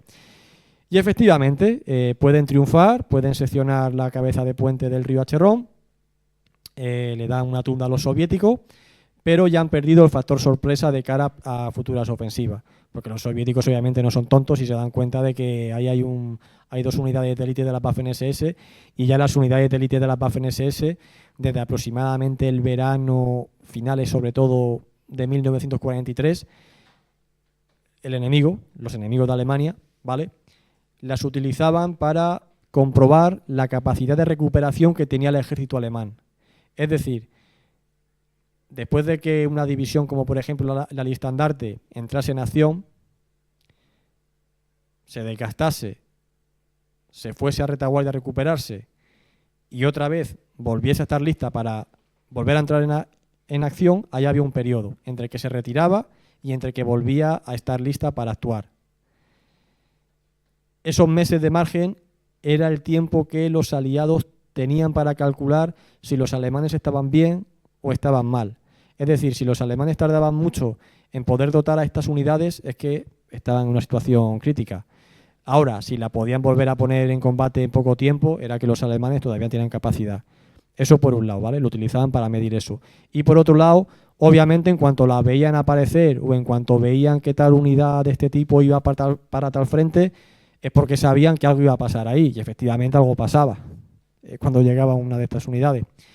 Entonces, entre que se dan cuenta, porque básicamente llegan a capturar a soldados de estas unidades y en los interrogatorios se ve, y luego también por temas de uniforme, por mucho que se quiten las bocamangas y demás, hay objetos exclusivos que son de las Waffen-SS y eso en la época se sabía, o sea, tampoco tiene mucho más misterio. Se determina que estas unidades están ahí. Y obviamente, tal y como están las cosas en Berlín, que está ya amenazada, no vas a traer a todo tu cuerpo de élite simplemente para que te conquisten una cabeza de puente sin sentido. Era evidente que iba a venir algo más gordo dentro de poco y efectivamente así fue. Entre el 5 y el 6 de marzo, los alemanes lanzan su última gran ofensiva entre el lago Balatón y el lago Valence, utilizando casi 900 carros de combate. Son unas fuerzas abrumadoras. Lo que pasa que prácticamente tenían la gasolina justa. No se puede lanzar todas las tropas al ataque porque los alemanes ya son conscientes del peligro que esa operación implica. Es decir, si tú te lanzas toda tu vanguardia, los alemanes sabían que se iban a quedar muy expuestos a ser aislados por los soviéticos y utilizan a todo el cuarto cuerpo Panzer SS, a la Totenkopf y a la Viking, que ya no las utilizan para el ataque, sino se van a quedar simplemente protegiendo el flanco, ¿vale?, de la gran operación. Y todo está embarrado, ¿vale? Estamos hablando de marzo del 45, en el que el terreno es barro, debido al deshielo. Entonces, los carros de combate tuvieron muchísimas dificultades para avanzar y también hay que tener en cuenta de que los soviéticos los estaban esperando exactamente por ahí y habían hecho igual que en Kursk, ¿vale? Habían hecho un montón de anillos defensivos desde el lago Valence al Balatón y luego desde el lago Valence a las montañas Vertes, ¿vale? O sea, tenían toda la zona como cubriendo así un abanico, ¿vale?, como un semicírculo preparada para esa operación alemana. Y nada, todos los alemanes, la Das Reich, la Hohenstaufen, no avanzan absolutamente nada, junto con todas las divisiones Panzer que están con ellas. Y la Hitlerjugend y el Estandarte, después de mucho sacrificio y de mucho esfuerzo, van a obtener un avance, pero que no va a servir para absolutamente nada. Y una vez que, al igual que en Kursk, que los alemanes ya han llegado a su punto de esfuerzo máximo sin haber conseguido nada, simplemente desgastarse ellos, es entonces cuando los soviéticos se lanzan en tromba, digamos, a la izquierda del lago Valence contra toda la retaguardia alemana y dejan a los alemanes sin opciones. Otto Gille, que era el general del cuarto cuerpo Panzer SS, él había prometido que su cuerpo, de que la Viking y la Totenkopf iban a ser capaces de aguantar lo que se les echase, ¿vale? Bien, pues solo el bombardeo del primer día que reciben estas dos divisiones, que ya tenían experiencia de sobra, ¿vale?, en su historial, dicen que fue el más fuerte que habían recibido en su historia, ¿vale? Solo el bombardeo con el que lo atacan, que realmente esto se conoce como la Operación Viena, ¿vale? Es la Operación Viena porque era la ofensiva con la que los soviéticos pretendían llegar a Viena. Pero obviamente antes de llegar a Viena, si puedes aislar a todas estas unidades que acabo de nombrar, pues ya está, o sea, ya lo tienes hecho. Estas unidades van a resistir. Al principio los alemanes se ven confiados, creen que van a poder resistir esta embestida, pero a medida que pasan los días se va viendo que no. Se va viendo que, claro, una vez que la Viking y la Totenkopf agotan todas sus reservas, ya está.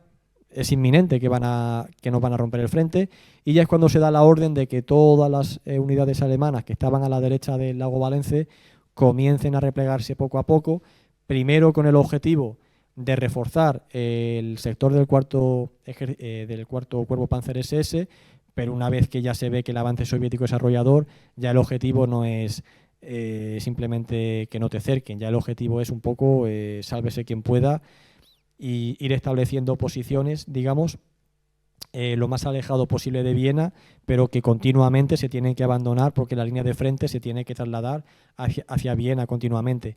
Y es aquí en este punto, que también lo explico en el libro, cuando se produce el gran malentendido que da con la orden de Hitler de que sus unidades de las Waffen-SS se tienen que retirar la bocamanga que llevan aquí con su nombre, ¿vale?, que pone Adolf Hitler, ¿vale?, de algunas unidades de las Waffen-SS. ¿Por qué Hitler da esta orden? Porque mientras Hitler está en Berlín, que para variar, o sea, toda la información que él recibe no le llega a tiempo real, por así decirlo, sino que le llega desactualizada, en una de las conferencias que él está planteando que la defensa se tiene que establecer en tal sitio, de repente le llega la orden de que sus unidades ya no están en ese sitio. Se encuentran a muchos kilómetros en dirección Viena. Es decir, que se han retirado sin su permiso. Eso es lo que él interpreta. Entonces, como él interpreta que se han retirado sin su permiso, dice, esta gente son unos cobardes, esta gente me ha traicionado, tal y cual, ya no cumplen mis órdenes, no tienen derecho a llevar mi nombre en su bocamanga. Y es cuando manda a Guderian para que se haga cargo personalmente de que su orden de que se quiten el bocamanga se ha cumplido. Lo que pasa es que Guderian, como no quiere historia, porque ya tiene muchos problemas y muchas preocupaciones, principalmente en el área de Berlín, dice, ¿no?, para quitarse el muerto de encima, dice, mira, esto es un asunto que incumbe a las SS, yo no soy el más indicado para ir. En todo caso, si tiene que ir alguien, que vaya Himmler. Y Himmler al final lo lían y Himmler termina yendo. Lo que pasa que, según dice Dietrich, no va Himmler, tal, pero no se atrevió a preguntar en ningún momento si esa orden se había cumplido o no. No estaba el ánimo para que aún llegase ahí con recochineo de, oye, o habéis quitado el bocamanga, tal. Entonces, pues bueno, fue un poco allí, aplaudió su labor, les dijo lo que querían un poco escuchar, autorizó también a que había una reserva de combustible en Viena especial para las Waffen-SS y las autorizó para que todo el ejército pudiera disponer de ella y tal, y se fue, ¿vale? Básicamente es lo que hizo Himmler en Hungría. Y nada, y a partir de aquí, ya bueno, todo el final de estas unidades de élite va a tener lugar en las inmediaciones de Viena, pero una vez que finalizan las operaciones en el frente húngaro, ya nos vamos a los últimos coletazos que van a intentar dar los alemanes en su capital, en Berlín. Bueno, pues tenemos que los alemanes, una vez que fracasa su gran intento, entre comillas gran intento, porque se lanza con muy poco potencial del proyectado, de parar a los soviéticos en el Oder, lo único que le queda ya es prepararse para defender el Oder, ¿vale?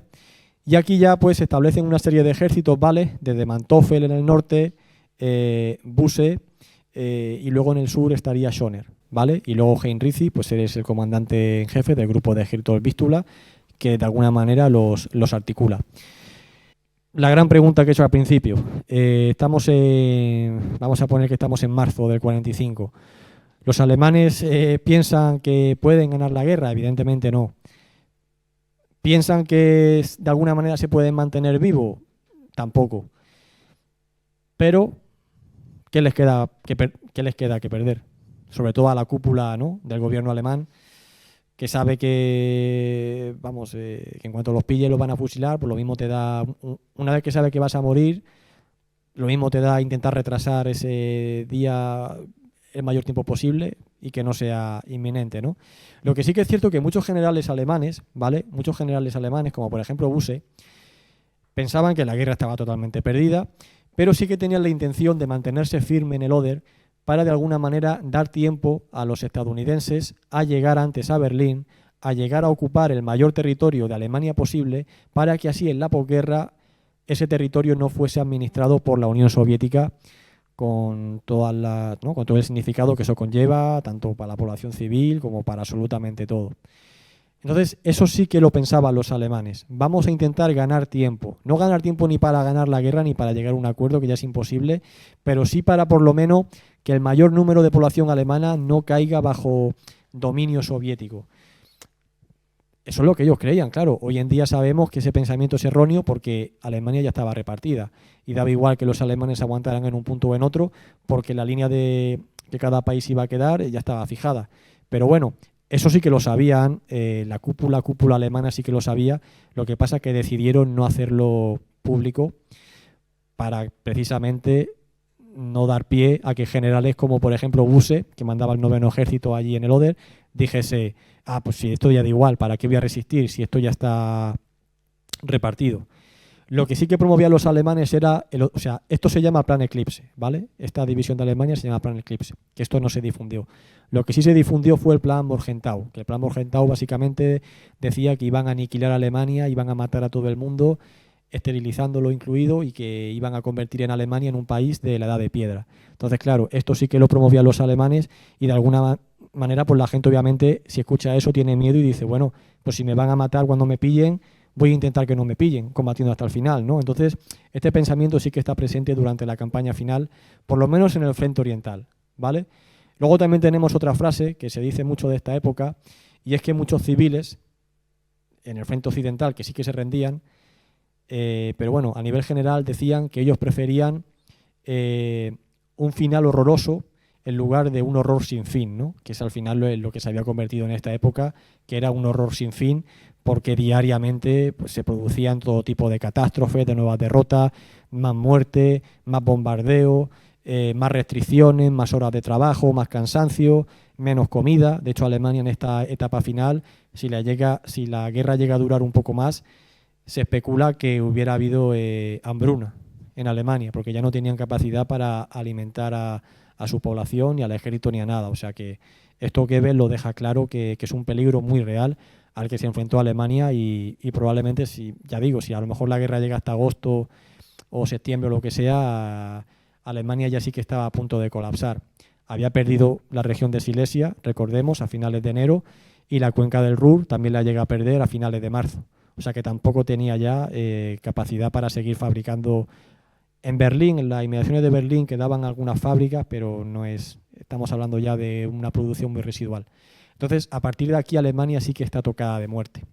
La última baza a la que se agarra el Hitler y tal, pues es en que o Roosevelt o Stalin se mueran, y eso cambia algo, finalmente Roosevelt se muere, y que de alguna manera los aliados tengan una discusión final en algún tipo de territorio fronterizo cuando se toquen, ¿vale? Que al final discutan y eso inicie pues una especie de guerra y que intenten coger a los alemanes para su futura guerra contra los soviéticos que está por venir.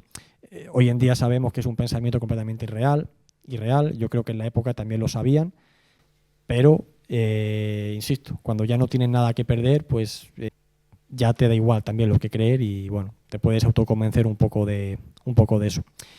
Y nada, tenemos que los dos últimos movimientos que se van a producir en Berlín, una vez que los soviéticos rompen el frente, tanto en el Oder como en el Neisse, Zhukov en el Oder y Konev en el Neisse, vamos a tener un primer coletazo, primero, en el Neisse, que lo va a protagonizar Schoner, con la ofensiva de Bautzen, que se aprovecha en parte de un error polaco, que los polacos en esta fecha han sido reenganchados, ¿no?, al ejército rojo, y digamos que aprovechándose de pues, un error polaco que tampoco tiene mucha experiencia y que sobre todo piensan que ya han ganado la guerra y que los alemanes ya no son peligrosos, los alemanes le van a poder pillar por el flanco en Bautzen, ya cerca de Dresde, y les meten una paliza considerable. Pero nuevamente tampoco pueden llegar a nada por su debilidad y porque una vez que Zhukov comienza a enviar refuerzos al sur, ya los alemanes se paran porque ni les queda gasolina ni munición para seguir combatiendo. Pero bueno, es una última gesta que demuestra que el ejército alemán pues, continuó siendo peligroso hasta el final y más si el enemigo baja un poco la guardia. Y la última gran operación que nunca se llegó a aplicar, aunque yo en el libro la comento, haciendo también lo del meme, ¿no?, de la película del hundimiento, de la ofensiva de Steiner era una orden, va a ser precisamente esa, ¿no?, la ofensiva de Steiner, la famosa ofensiva que jamás se llegó a producir, pero que sí que fue la última ofensiva que Hitler llegó a planificar. Y es que básicamente después de la ruptura soviética en las inmediaciones de Berlín, Hitler, claro, sobre el mapa comenzó a ver los distintos ejércitos que le quedaban. Vio que al norte estaba Steiner, que a alguien se le ocurrió poner grupo de ejército Steiner, cuando eran dos divisiones muy debilitadas, lo que tenía, no llegaba a los 10.000 efectivos, 5.000 cada una, que era una media aceptable para la época, y apenas una docena de carros de combate, pero claro, tuve grupo de ejércitos Steiner y dice, pues este hombre a lo mejor puede hacer algo. Luego al sur se había quedado embolsado gran parte del 9º ejército de Busse, en lo que se llamó el cerco de Albe, que básicamente está al sureste de Berlín. Luego a la izquierda de Berlín, dirección oeste, dirección al Elba, estaba el 12º ejército de Benck, que se estaba dirigiendo precisamente al Elba para impedir que los estadounidenses continuasen avanzando hacia Berlín. Y al sur estaba Schoner. Schoner estaba al sur, que precisamente había iniciado este ataque sobre Bautzen, ¿no?, sobre toda la retaguardia del primer frente ucraniano. Entonces, claro, tú ves a estos 4 ejércitos en las inmediaciones de Berlín y ves las distintas penetraciones soviéticas y al final vas uniendo flechas. Dice, bueno, si este baja hacia el sur y el otro sube hacia el norte y el otro viene desde el oeste hacia el este y el otro desde el sur hacia el norte, al final estos 4 ejércitos me pueden cortar todas las penetraciones enemigas y si conseguimos hacerlo vamos a obtener la mayor victoria de todos los tiempos de la historia de Alemania, ya salvándonos contra las cuerdas, ¿vale? Esto es un poco el planteamiento final. Obviamente era irreal porque ninguna de esas unidades tenía capacidad para el ataque.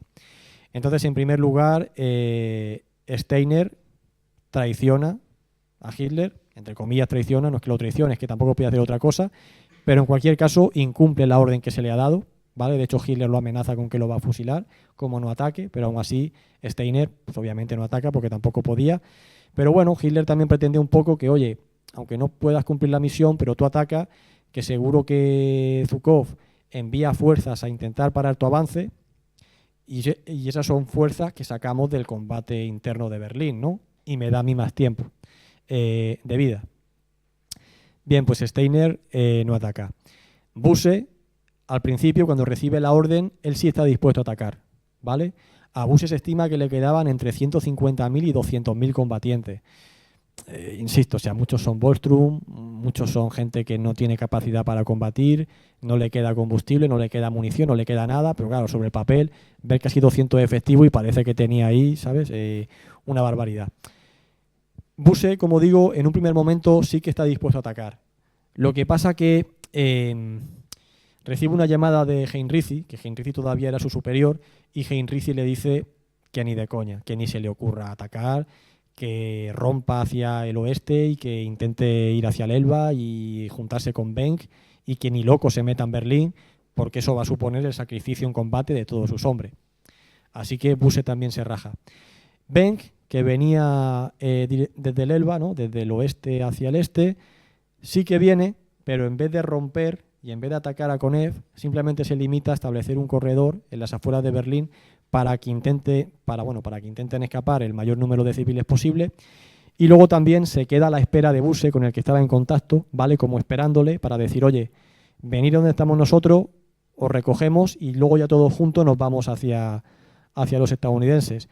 Que gran cantidad de tropas, tanto de Benck como de Busse, sí que lograron llegar a los estadounidenses, después de sufrir muchísimo y después de acciones sobrehumanas, ¿no? Ya de agotamiento total, podéis imaginar las condiciones. Y lo que hicieron los estadounidenses es que a esta mayoría de tropas no le dejaron cruzar el Elba y los entregaron a los soviéticos de todas maneras. O sea que realmente no les sirvió de mucho. Todos estos esfuerzos de replegarse no les sirvió de mucho y fue en parte un fracaso. Pero bueno, que no se diga que lo intentaron. Y luego tenemos a Schoner, que Schoner pues sí que ataca, pero bueno, al tercer, cuarto día de ofensiva ya pierde fuelle. Insisto, o sea, es que no le quedaba ni combustible ni munición. Ya Konev ha reemplazado a los polacos en el mando y ha enviado a gente de su confianza y ya detiene en seco su ofensiva y ya está. Y a partir de ahí estamos hablando de aproximadamente que Schoner se paraliza entre el 23 y el 24 de abril. Algún coletazo el 25, pero ya está. Y lo otro de Busse y Benck tiene lugar un pelín más tarde. Y lo de Steiner estamos hablando de que fue para el 22 de abril. O sea que para una fecha de más o menos, si lo queréis ver así, para el 25 de abril, ¿vale? Que es cuando ya lo de Schoner se paraliza y ya se ve ni que Busse está por la labor porque tampoco ha iniciado el ataque. Busse se quedó 2 o 3 días debatiendo internamente, que eso fue también un fracaso, o sea, un fallo muy gordo que tuvo, porque lo podía haber aprovechado ya para evadir y hubiera pues sufrido menos bajas, cuanto menos, aunque luego se supo que no le sirvió de nada, como digo, porque lo volvieron a entregar a los soviéticos, pero bueno. Y nada, y es en este momento ya cuando se produce la famosa escena en el búnker, ¿no? que sale en la película hasta del hundimiento, donde ya Hitler asume que obviamente ha perdido la guerra y los soviéticos están a menos de 1,5 kilómetros o así de su búnker. Pero bueno. Y nada, pues este es un poco el resumen que os he hecho del libro. Creo que no me he dejado nada. Y bueno, no sé si tenéis alguna pregunta o lo que sea y la respondemos. Y también dejamos tiempo para si alguien quiere que le firme el libro. Insisto, muchísimas gracias por venir y espero que esta conferencia os haya sido amena, dentro de lo que cabe.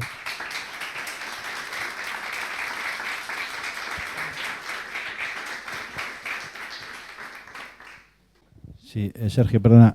Has nombrado muchos generales alemanes y me gustaría saber, a lo mejor ya lo has mencionado, pero ¿cuáles son los más relevantes de los que tuvieron lugar en las ofensivas?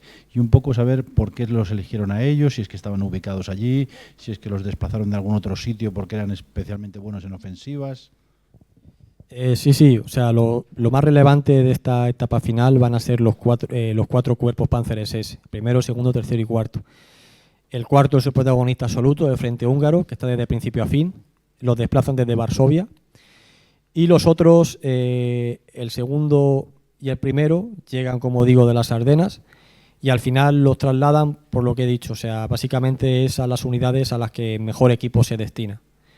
Entonces, como se destina mejor equipo, porque se tiene más confianza en ello, porque se supone que son los soldados que están más comprometidos con el Tercer Reich, con la figura de Hitler y con todo lo que representa su política, pues se le elige a ellos, se les equipa mejor a ellos y al final le pasa un poco como pasa en el ejército actual, ¿no? Hay unidades como, por ejemplo, la Legión, que obviamente son los que más preparados están y los primeros también que tienen que acudir a un tipo de misión de este tipo, pero no por otra cosa, porque ya se les prepara para eso. Pues salvando todas las distancias es un poco lo que pasa con estas unidades.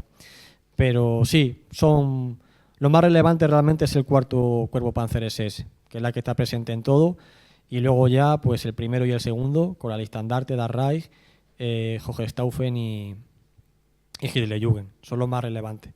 Estas unidades, si ves su historial, ves que no paran. O sea, en ningún momento paran. Una vez que toman el protagonismo total y absoluto en la batalla de Kursk, que es cuando en ellos también recae el peso de llegar a Prokhorovka y de haber seguido avanzando hacia la propia Kursk, ya no lo sueltan ese protagonismo. Lo van a tener en Normandía, lo van a tener en las Ardenas, lo tienen en el frente húngaro y es que lo tienen hasta el final. Entonces, pues son esas unidades, ya te digo.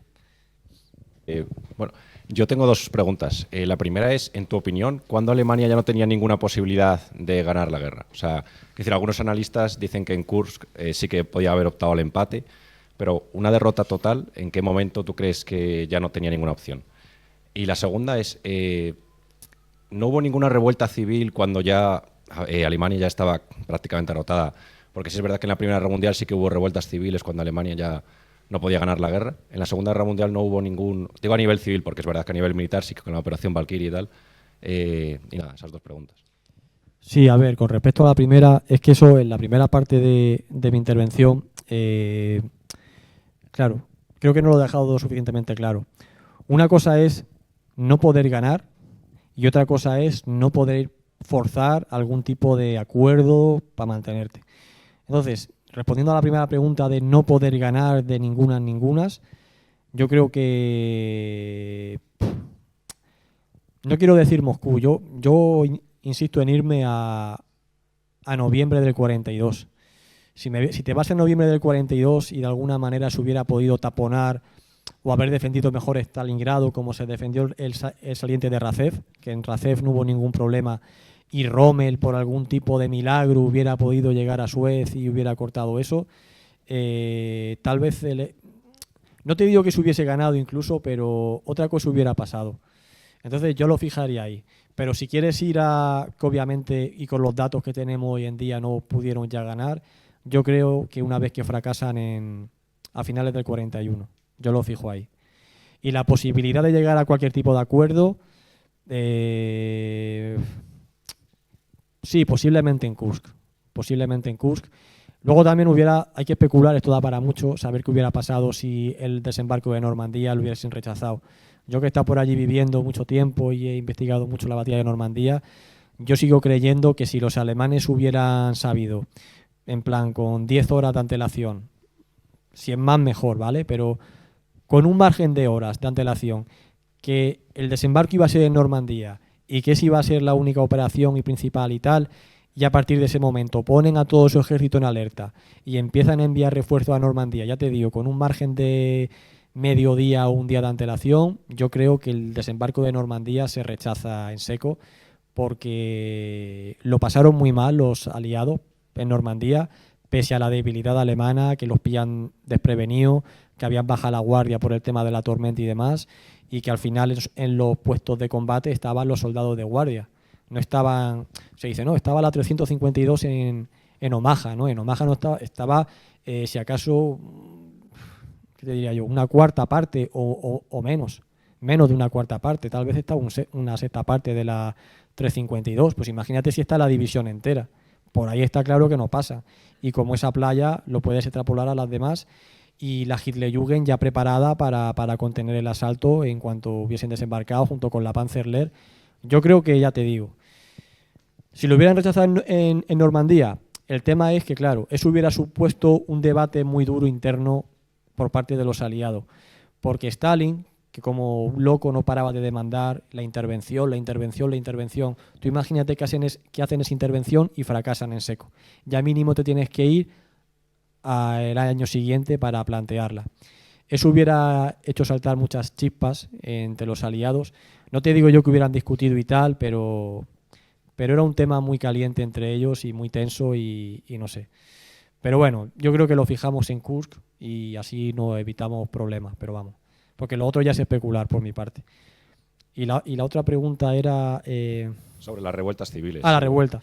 No, hay testimonios de civiles que a lo mejor decían, hay un chiste que dice lo siguiente, dice, oye, mira, en mi ciudad cuando bombardean caen cristales de las ventanas, y dicen, pues la mía cae en cuadros de Hitler de las ventanas, cuando bombardean, como haciendo alusión a que la propia gente ya estaba harta y quería que se terminase. Pero quitando algún tipo de acto así en plan individual, no llegó a haber ningún tipo de revuelta ni huelga organizada en contra de Hitler y pidiendo el final de la paz. Lo único que sí que hubo es rendiciones masivas en el frente occidental, que de hecho Goebbels se quejaba muchísimo y decía que era una vergüenza, que no se podía consentir, que los estadounidenses entrasen en una ciudad y que ya estuvieran los civiles con bandera blanca y tal, eso sí. Pero eso ya, esa rendición, que no disturbio ni revuelta ni nada, ya se producía ya cuando los estadounidenses estaban llegando, o los británicos. Gracias. Nada. Vale, yo también tengo dos preguntas, aunque espero que sean cortas. La primera también es un poco especulación, porque has hecho una introducción muy buena de cómo han sido todos los acontecimientos, pero me gustaría saber cuál es tu opinión de qué hubiera ocurrido, porque Alemania plantea la invasión soviética también por una necesidad hitleriana, por decirlo de alguna forma, pero también se está especulando mucho, se habla mucho sobre una posible defensa, porque sabían que los soviéticos en algún momento también iban a hacer el sentido inverso. Entonces querían hacerlo, cogerlos desprevenidos, porque en ese momento sabían que el ejército ruso estaba bastante debilitado. Esa es una especulación todavía superior a la del compañero que ha dicho, ¿no? Que es, ¿qué hubiera pasado si dice, bueno, yo me paro aquí, no quiero seguir aumentando mi extensión, porque no tengo necesidad, aunque sí la tenía, y entonces son los rusos los que atacan a los alemanes? Esa es la primera. La segunda ya es... hemos hablado también de los americanos, o sea, que hubo un momento en la guerra en que querían que fuera el frente occidental, lo has comentado tú, que extendiera más sus dominios, ¿no?, dentro de la invasión alemana, para evitar que los rusos... Y entonces todas estas ofensivas obviamente están hechas para evitar que los rusos se acerquen lo más posible. Pero ¿por qué ellos, aunque has comentado ahora mismo que había rendiciones masivas del ejército alemán en el frente occidental, pero por otro lado también se oye que Patton, por ejemplo, decía que querían ir a Alemania, ¿no? Que por qué no eran ellos los primeros? Entonces, ¿dónde está el punto de inflexión en el que los alemanes en el frente occidental podrían haber dejado un pasillo y dice, mira, invádenos todo lo que puedas, y los aliados occidentales no hicieron eso? ¿Dónde son las negociaciones que hubo con los rusos o es que...? Sí, esto se especula mucho. Mira, yo solo te iba a dar un dato, o sea, que se me ha olvidado comentarlo también, que lo quería decir. Realmente los alemanes hemos dicho que se empiezan a preparar a tope, ya de forma radical, mediados del 43. Los soviéticos lo llevaban haciendo desde el 38, con el tercer plan quinquenal, si no recuerdo mal, creo que era el tercero, desde el 38. al 100%. Y luego, una vez que tienen constancia de que ha caído Francia, en el 40 hay una rectificación y todavía lo aumentan más. Entonces, quiero decir que por nivel de preparación sí que era evidente de que los soviéticos eran posiblemente el país que de forma más seria se estaban preparando para la guerra, ya sea para atacar o ya sea para defenderse de una amenaza, pero que se estaban preparando, el país que más se estaba preparando, está claro que eran ellos. A partir de ahí se puede especular en si tenían la intención o no de atacar a Alemania. Yo pienso que yo creo que era un choque inevitable. O sea, hay muchos testimonios también que el propio Stalin lo dijo. Stalin esperaba que a los alemanes le pasase lo mismo de lo que le pasó en la Primera Guerra Mundial, que se desgastasen en Francia y luego ellos entrar en Europa ya sin oposición, pillando un ejército alemán debilitado, francés debilitado y a todo el mundo debilitado. Yo pienso que eso es muy factible que hubiera pasado si hubiera habido un estancamiento en el frente occidental. Como no lo hubo, ya lo que hay que plantearse es, con un ejército alemán al 100%, los rusos se hubieran atrevido a atacar a los alemanes. No lo sé, pero era una amenaza que era muy real desde luego, y yo creo que era inevitable. Era cuestión de que uno se decidiese a dar el paso, pero yo pienso que era inevitable, y en parte los alemanes obviamente de cara interna vendieron que ese fue el motivo principal de la invasión, defenderse, pero es que eso lo hace todo el mundo. Los Estados Unidos, que es el país que yo creo que más países ha invadido, siempre pone de excusa de atacamos porque no iban a atacar a nosotros o hay un peligro tal. Es que eso es que el ataque preventivo todos los países siempre lo utilizan. Entonces, alguna vez será verdad y otras veces pues no lo será. Y lo segundo que me has preguntado, se me ha ido. El frente occidental, ¿por qué no avanza? Sí. Sí, no, a ver, esto que he dicho es un planteamiento que obviamente piensa algún general en petit comité para él. Pero no, eso es impensable. O sea, eso de que se abra un frente y se deje pasar y tal, no, eso es impensable. No hubo ningún general al mando que plantease eso. De hecho, Remagen, que puede ser a lo mejor lo más parecido, si parte de una premisa, que no lo fue, pero partiendo de una hipotética realidad de que los alemanes a cosa hecha hubiesen dejado pasar a los estadounidenses por Remagen para que avancen a toda velocidad, se demostró que no. Se demostró que, todo el mundo puso lo máximo de sí para cerrar ese corredor que se había abierto, que finalmente no pudo ser, porque ya fue Bayerlein, de hecho, el que se encargó, pero no pudo hacer nada.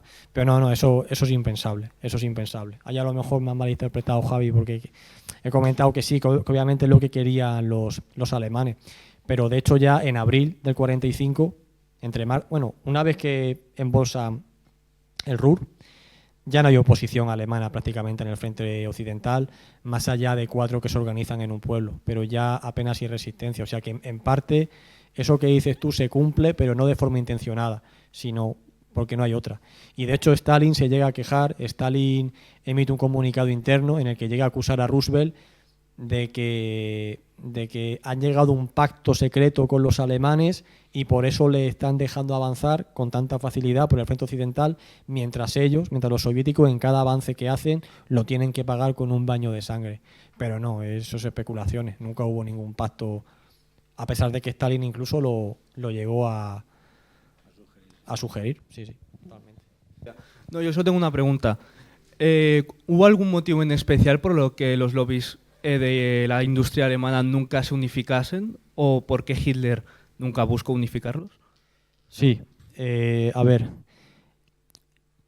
el Tercer Reich es una dictadura, pero dentro de ser una dictadura no era... que esto se puede malinterpretar, todo esto que voy a decir, ¿vale? Pero digamos que no era una dictadura tan férrea como la soviética, que sí que lo controlaba absolutamente todo y lo dictaba todo, a nivel económico, social, político, todo.